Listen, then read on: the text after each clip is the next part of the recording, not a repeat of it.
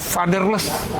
Keluarga fatherless adalah keluarga yang secara fisik bapaknya ada, tapi kehadirannya nih nggak berasa nihil. di keluarga. Iya, gitu. Nah itu yang dibahas di film. Ayah, ini kemana ya arahnya? Kemana arahnya ya? Ini arahnya kemana? Kamu tuh kalau lagi ada masalah, pulang, ngomong sama Mbak. Mas Darin kenapa?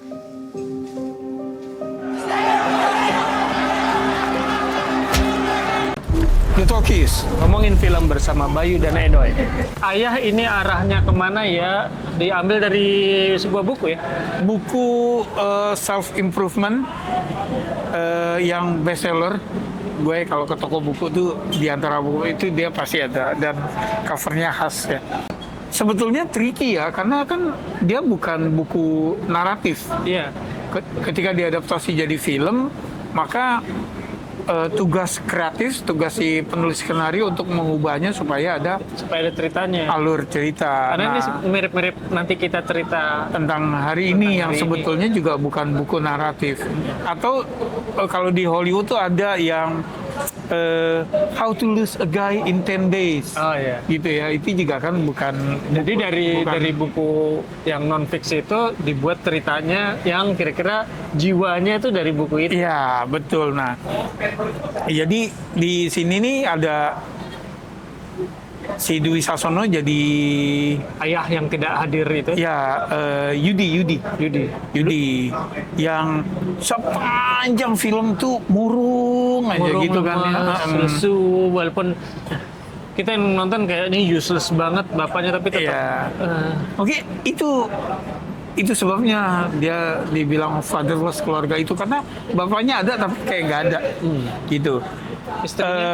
Istrinya Bu Lia, Yunik Priscilla. Nah itu dia jualan soto ya di rumah ya.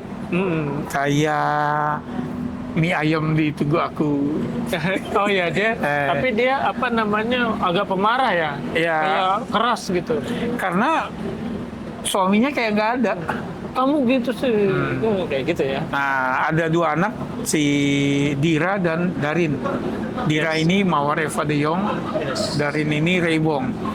Oke, nah jadi ini kayak terbelengkalai aja dua anak ini. Bapaknya nggak ada, sementara ibunya kayak kerja sendirian. Sehingga mereka terasa kayak dikorbanin ya. Iya. Kayak nggak punya role model.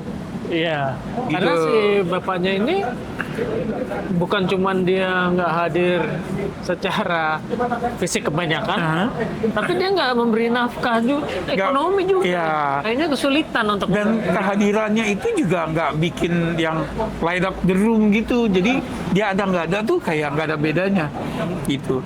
Nah si Dira ini ingin melanjutkan pendidikan, dapat beasiswa ke luar negeri, ke London, tapi dihalangi oleh ibunya. Nah sementara Darin ini jadi bad boy karena settingnya di Jogja, dia jadi entah tawuran dengan seragam sekolah atau kelitih gitu. Intinya sih itu. Nah tapi ternyata di tengah film ada satu misteri nih. Ada satu tokoh yang namanya Damar, yang si Dira penasaran ini siapa. Itu plot twistnya ya? Itu plot twistnya. Jadi gitu. Siapa ini Damar? Apa hubungannya dengan ayah mereka? Apakah itu yang bikin ayah mereka jadi tidak hadir di rumah ini? Oke. Gue dulu deh ya. Jadi memang kan belakangan lagi tren nih film yang tokoh sentralnya entah ayah, entah ibu gitu kan ya. Drama dan judulnya lebih dari 4 kata ya. Biasanya panjang-panjang ya. Panjang-panjang. Nah, ayah ini arahnya kemana ya? Itu sutradaranya Kun Agus. Dia yang bikin Andai Ibu Tidak Menikah Dengan Ayah. Jadi udah full panjang circle. juga, udah panjang juga. Ya, full circle nih, gitu ya. Kun Agus ini mulai naik daun ketika Surga Yang Tak Dirindukan. 2015 film Lebaran. Oke, jadi di sini kali ini kalau dibilang tokoh sentralnya ayah sebenarnya not really ya, karena ibunya lebih banyak screen time-nya kayaknya. Yang jelas tokoh utamanya Mawar Deyong nih. Mawar Deyong si Dira si sebagai anak sulung. Rekat semuanya. Nah, oke. Jadi biasanya film yang tema yang tokoh sentralnya ayah dan ibu itu jatuh ke genre itu melodrama, ya. Melodrama. Jadi yang penonton tuh dihajar untuk sedih. Iya, jadi dia kayak poverty porn, Iya. terus harus sedih semua Ya. dengan musik yang sedih. Biasanya kesedihannya itu seperti yang lo bilang, entah karena ke faktor ekonomi, ya, atau faktor penyakit, biasanya gitu, atau kombinasi keduanya. Jadi formulanya di situ. Jadi sehingga penonton tuh di sedih loh, ini sedih loh, gitu ya. Nah, sebenarnya nggak masalah bermain di formula, asal kalau menurut gue nih hadirkan sesuatu yang Ringan. distinct sebetulnya antara satu film ke film lain. Nah terus hanya karena melodrama jangan kemudian mengharamkan adanya elemen humor. Iya. Gitu loh. Nah, kalau kita lihat contoh ekstrim lah ya, film yang belum lama kan Tunggu Aku Sukses Nanti, itu sebetulnya temanya juga kan gitu ya. Tapi elemen humornya kental. Kita nggak expect semua film elemen humor harus sekental itu ya, tapi ada gitu loh. Itu yang disebut comic relief. Termasuk Senin harga naik juga kan ada comic relief. Ada comic reliefnya, itu perlu karena biar emosinya bisa turun naik. Nah kalau ini dari awal sampai akhir kita tuh yang kayak dipegangin untuk gitu loh. Nah itu sih kalau menurut gue. Gue tuh kadang suka, kenapa sih harus diharamkan gitu loh. Humor ini emang dosa ya? Emang salah ya? Emang hanya karena ada humornya kemudian film ini secara keseluruhan jadi tidak mengharukan gitu loh. Nah itu my nitpick. Oke. Lo Kalau gue terus terang gue kurang enjoy nih film. oh ya. Gue ngerasa ya itu ini kayak orang dipaksa bersedih dari awal dengan segala macam problema yang lo bisa temukan pada orang keluarga yang nggak punya duit. Terus di awal film kan tentu kita expect mereka flawed ya, kayak bapaknya dengan ketidakmampuannya menafkahi, entah apa alasannya. Bahkan kerjaan rumah sendiri dia nggak bisa ya. Iya, pokoknya useless banget. Dengan ibunya yang pemarah, dengan si Dira yang harus mengalah terus, dengan adiknya yang jadi badung. Oke, itu kan wajar di awal film, tapi kalau di Itu kan biar bisa jadi karakter traits ya. ya, jadi kalau misalnya di film seperti ini biasanya kan akan ada perubahan nih. Ya. Menuju terakhir itu semuanya akan berubah menjadi lebih baik, apalagi ini kan film emosional. Jadi harusnya si bapak ini sebagai titik lemah keluarganya, gue nggak suka kehadiran bapak. Di ending kita tentu berharap ada perubahan dengan ternyata bapak gue punya alasan yang tepat untuk melakukan ini. Pengorbanannya luar biasa. Gue sebagai anak terharu dan gue akan memaafkannya, sehingga emosi pecah gitu. Emosi pecah, kita yang udah menyalahkan dia, ternyata dia punya alasan yang, nah itu gue nggak dapat Di film ini. gitu. Jadi formula film sedih itu gue nggak dapat gitu, karena gue ngerasa semua orang yang dibuat punya kelemahan yang bikin gregetan orang, tapi sampai Sampai selesai terakhir gua ya ngerasa- masih begitu. iya, Jadi karakter arc ya nggak ada. Jadi kan kalau kayak logline itu kan gitu ya, standarnya adalah si karakter utama siapapun di keluarga ini yang jadi karakter utama menginginkan sesuatu, menemui hambatan, kemudian hambatannya di overcome. di overcome. Nah, berhasil. itu yang diharapkan emotional peak-nya lah, Iya. membuat kita tersentuh kan. Betul. Nah, hasil akhirnya itu bisa macam-macam. Keinginannya tercapai, atau dia bisa berdamai dengan dirinya, Iya. atau dia menjadi karakter yang lebih baik karena kegagalannya, kan gitu ya. Iya. Nah, di sini nggak ada. Jadi dari awal sampai akhir begitu semua. Dan Gitu loh.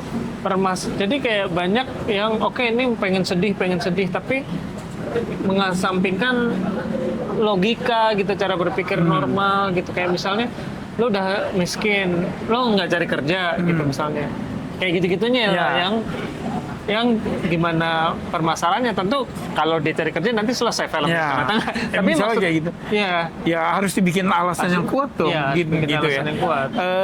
Terus misalnya kayak satu contoh kecil yang bukan spoiler ya, kayak token listrik habis, ya. Token listrik habis sampai akhirnya benar beberapa nggak lama kemudian mati semua listrik.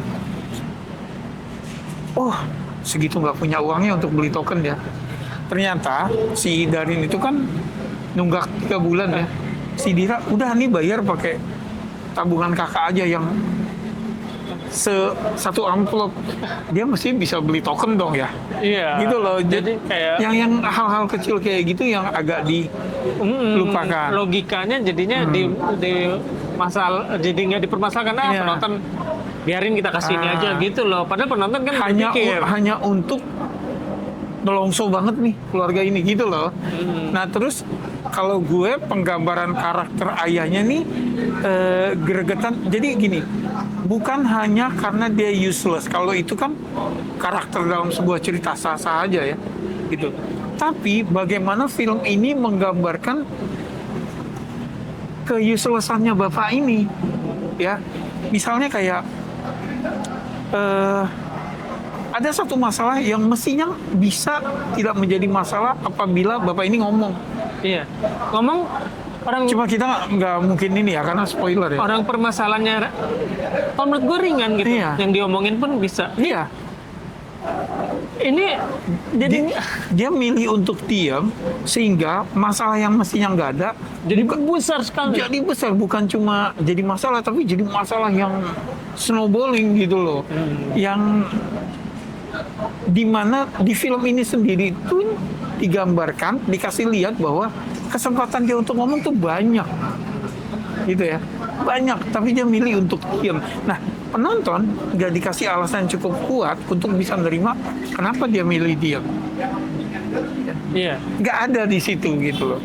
Jadi si bapaknya dari awal film udah digambarin nggak banyak ngomong, tapi kita nggak tahu kenapa gitu. Apakah karena memang karakter kayak gitu? Ntar dulu ya, ada satu adegan flashback dikit. Ya. Agak beda ya Nah, karakternya. karakternya si bapak ini tuh beda, ceria, akur dengan anaknya. Nah, itu nggak cukup untuk establish. Jadi, loh, kita nggak dikasih alasan apa yang bikin si bapak ini berubah dari karakter ceria ke diem.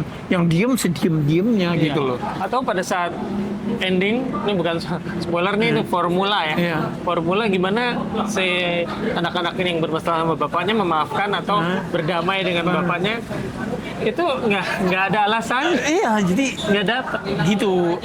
Sehingga gue ngeliat kayak ceritanya agak dicari-cari gitu ya. Tujuannya sepertinya cerita ini tujuannya adalah yuk bikin penonton terharu gitu Kalau ya, menurut gue sih cukup. sehingga main terabas aja gitu. Ya, mungkin dari segi cerita harusnya ada potensi. Mungkin begitu diterjemahkan ke skenario ini yang jadi Ketika development ya, yang menurut gue jadinya gue kurang suka sama skenario. ya Nggak jadi cocok untuk gue lah skenario. betul. Jadi secara plot seperti itu, lalu secara penyajian kayak yang gue bilang tadi, kok kayaknya haram banget ya ada orang ketawa ya. Ini. Ya. karakter di film ini si Darin dan Dira nggak dikasih kesempatan happy loh, Iya. sedikit pun nggak dikasih kesempatan happy, cuma ulang tahun doang sih, gitu. That's it. Iya. Skor baik. Skor gue kurang enjoy film ini. Gue kasih 4,5. Oke. Gue ngeliat Mawar Eva total ya actingnya di Oh sini. iya, jadi kalau menurut gue setelah dia baca skenario itu terus dia bisa melakukan apa yang dia lakukan di film itu nangis, terharu, emosional. Gue bilang hebat banget nih orang. Iya. Setelah baca skenario kayak gitu kok bisa. Iya. Dia berasa kita ya, sedikit berasa. Sayang kayaknya di film yang salah. Ray Bong juga kalau menurut gue dari beberapa film dia yang gue tonton di sini lebih ada peningkatan actingnya. Unik Priscilla gitu loh. Bisa sono Dwi Sesano di sini dimensional ya. iya, kalau mau dibilang enigmatic nggak juga, habis milih diem yang kita nggak dikasih alasan gitu loh. Terus yang support sistemnya kita, nih orang siapa sih gitu ya? Si Baskara. Temennya kah, pacarnya kah? Oke, skor. Gue sama deh kayak lo. Gitu ya. Oke. Posternya bagus, Ya gue suka warnanya. visual bagus. 4,5 tuh buat visual. Nah gitu loh, tapi it's not a happy experience for us gitu. Yang udah nonton, yang udah baca bukunya, gimana silakan komen. Makasih udah mampir, sampai ketemu di film berikutnya. Salam.